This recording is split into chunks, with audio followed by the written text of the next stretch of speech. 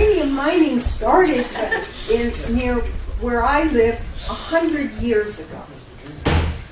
It predates the atomic era. It was mined for radium and later for vanadium. So here's a photo. This is a picture of the White Mesa Mill. It's the only operating conventional uranium mill in the United States. And then this is where it starts. This is a nearby uranium mine in LaSalle, Utah. You can see the buildings. You can't see the portal, but there's the development rock or waste rock. As you find the uranium, as you know, the nuclear industry likes to use its own definitions that are less descriptive, but more PR worthy. Uranium mining is the least regulated nuclear industry operation and has historically caused the most serious health effects. Deaths from unregulated radon in the mines cause the greatest area of land degradation from exploration, drilling, and site development. Because before they have to define the ore body. So even as uranium mining continues in an underground mine, they keep drilling so that they're not going every which way underground. So they can define where the ore is, because sometimes it's only it's maybe less than 6 feet thick. So they define the ore body. But in order to do this, they have to take road graders, go into with their trucks and their drilling equipment. There's radiological and non-radiological contamination of air, soil, groundwater, and surface water. And what has happened is in the Southwest and up in Wyoming and other areas where uranium mining has occurred, we still have this legacy. We have the legacy mostly from the late 1940s up to today. The mines, as Jennifer mentioned, the mines are regulated mostly under state law, and for those mines that are on federal land, and most of the uranium mines, particularly in my state, in Utah, they are on federal lands. They're on U.S. Forest Service land or BLM land. But they are not regulated under the Atomic Energy Act. So based on state laws and the land status, the regulatory regime is a little bit different. The EPA has a radon emission standard under 40 CFR Part 61 Subpart W. And then the EPA also has air quality standards. That has to do with the diesel generators that they use in the dust. So they can be sort of regulated if they're considered a minor source, and then regulated under an approval order if they're a major source. And then you also have your EPA groundwater discharge regulations. Some mines are wet and some mines are dry. In a wet mine, they have to pump the water out of the mine, treat the water, and so that it will comply with certain standards for discharge off-site. That's under EPA Part 440 regulation. Right now, I don't know if there are no wet mines operating. Also, the underground, the health and safety of the workers underneath the ground is regulated by the Mine Safety and Health Administration. They're required to do 4 inspections a year. Jennifer mentioned the boom and bust cycle. The last boom in the Four Corners area started in about 2007. That boom's over. Very short boom.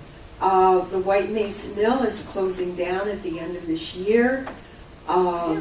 All the uranium mines in Utah closed down in 2012. You can really close it. This is putting things on standby.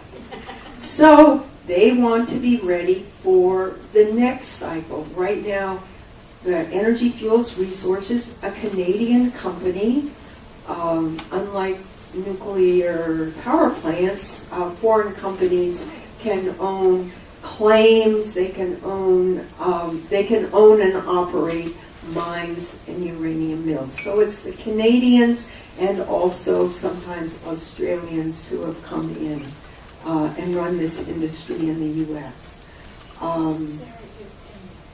Okay.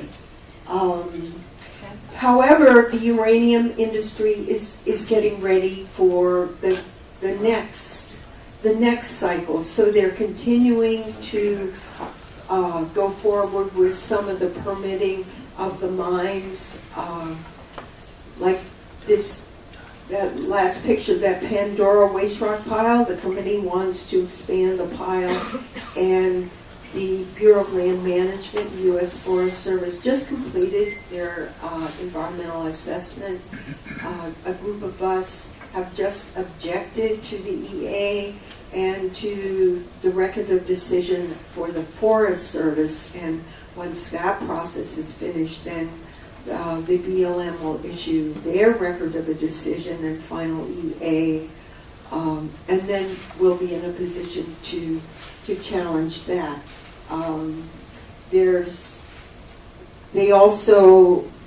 The BLM is working on an environmental assessment for an expansion of another mine, the Dineros mine, which is near a national monument.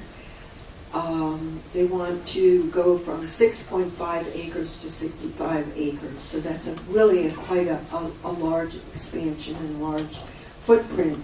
You saw the I'll show you some additional pictures so you can go forward on that. So here's another waste rock pile. It's a beautiful setting. That's also on BLM land. Right below one area is where a local rancher dumps all his dead cows. So there are a lot of bones and carcasses. You're not supposed to do that. Yeah, it's just right near the bottom of the pile. I've actually accidentally drove up on this.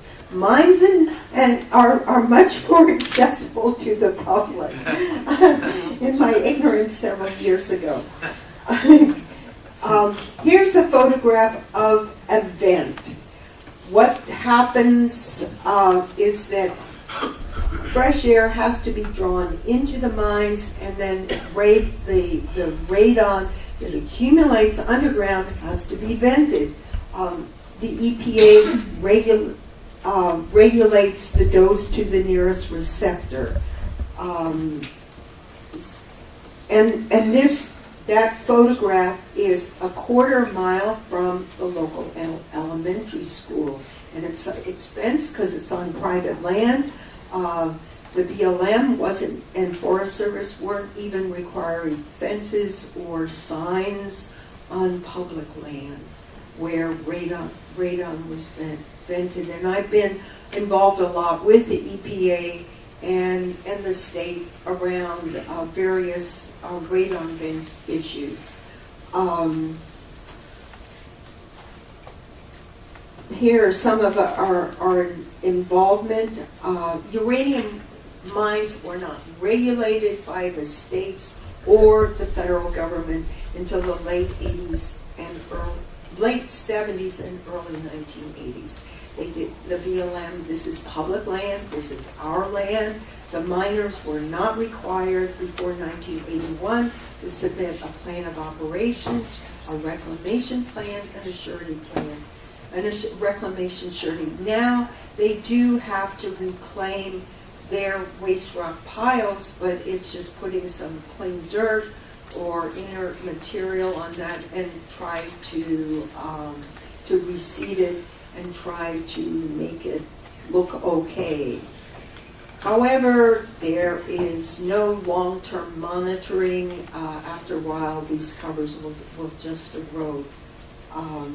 So we're living with this whole legacy of lack of regulation, and part of that legacy is thousands of abandoned uranium mines. Okay, thank you. Here's a picture of a mine water treatment system pond at a mine that is in San Juan County, Utah. That's southeast Utah, and that's the primary county in Utah for uranium mining, and that's where the mill is. So they put the water in a pond, and the water is mixed with barium chloride, and the radium precipitates out, and eventually that is pumped down a little dry area where the cows can drink the water. I mean, these are grazing allotments too.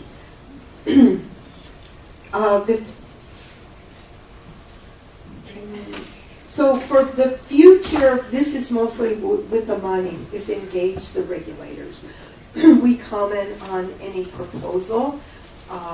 We challenge decisions that are made by the state, mostly by the BLM.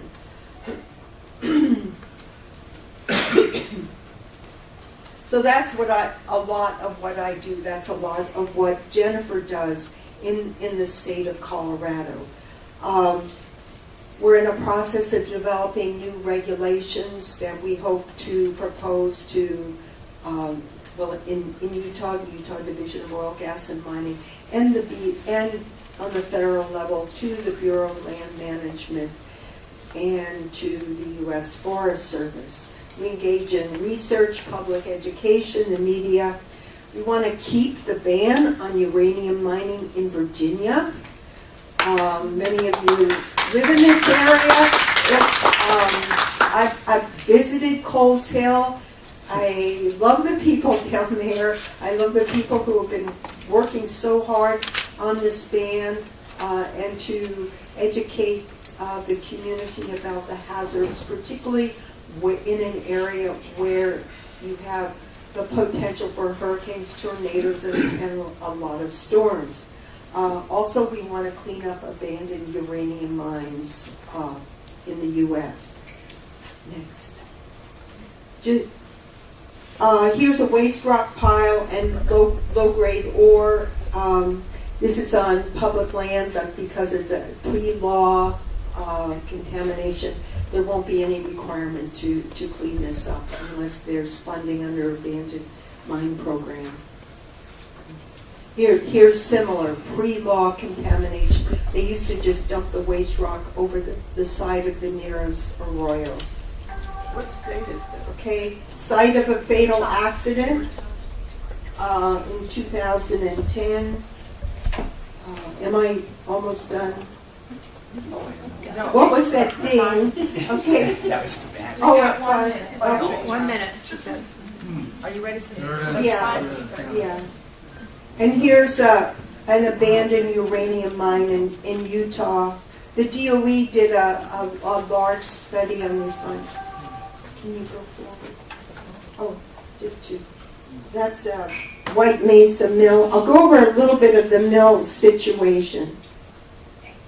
1 minute, Sarah. 1 minute. Tailings impoundment, White Mesa Mill. These are the emissions from tailings are supposedly regulated by the EPA.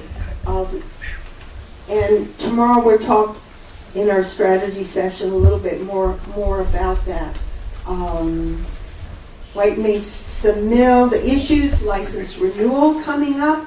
They've been in timely renewal since 2007. In Utah regulates uranium mills. In Colorado, the state of Colorado. So states can take over regulatory responsibility from the NRC.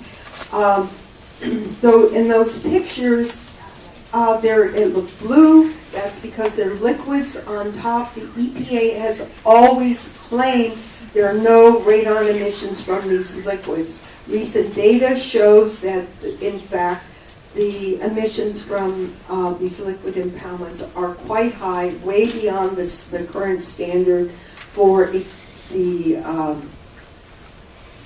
of 20 picocuries per meter per squared for solid tailings. And EPA is in a rulemaking for these radon emissions. Myself and a number of organizations